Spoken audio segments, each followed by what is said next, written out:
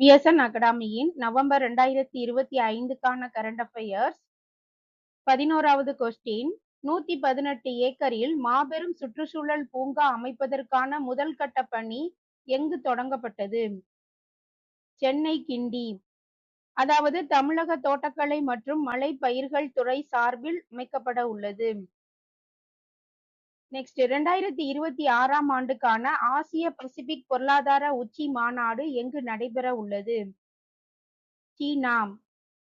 2025ஆம் ஆண்டுக்கான ஆசிய பசிபிக் பொருளாதார உச்சி மாநாடு தென்கொரியாவின் ஜியோங்சு நகரில் நடைபெற்றது.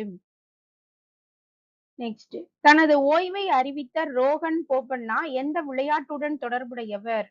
டென்னிஸ். இவர் 2017 பிரெஞ்சு ஓபன் மற்றும் 2024 ஆஸ்திரேலிய ஓபன் என 2 முறை கிராண்ட்ஸ்லாம் பட்டம் வென்றவர். யுனெஸ்கோவின் படைப்பாற்றல் நகரங்கள் பட்டியலில் சேர்க்கப்பட்டுள்ள இந்திய நகரம் லக்னோ. லக்னோ உத்தரப்பிரதேச மாநிலத்தில் அமைந்துள்ளது. உணவு பாரம்பரியத்திற்காக உலக அங்கீகாரம் அளிக்கப்பட்டுள்ளது. உலகின் மிகப்பெரிய தொல்லியல் அருங்காட்சியகம் எங்கு அமைக்கப்பட்டுள்ளது? எகிப்து. எகிப்தின் தலைநகர் கெய்ரோ அருகில் அமைந்துள்ளது. இங்கு 50,000த்திற்கும் மேற்பட்ட பழங்கால பொருட்கள் காட்சிப்படுத்தப்பட்டுள்ளன.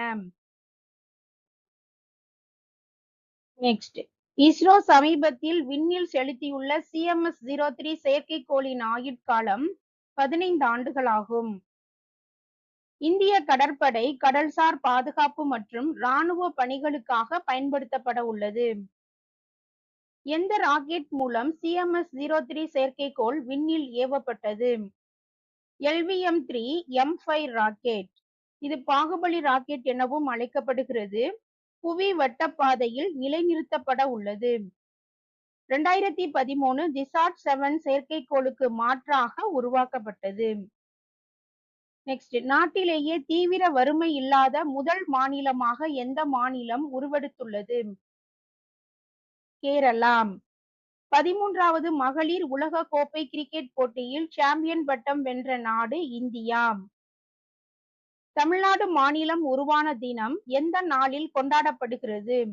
நவம்பர் 1. தமிழ்நாடு மாநிலம் 1956 நவம்பர் 1 உருவானது.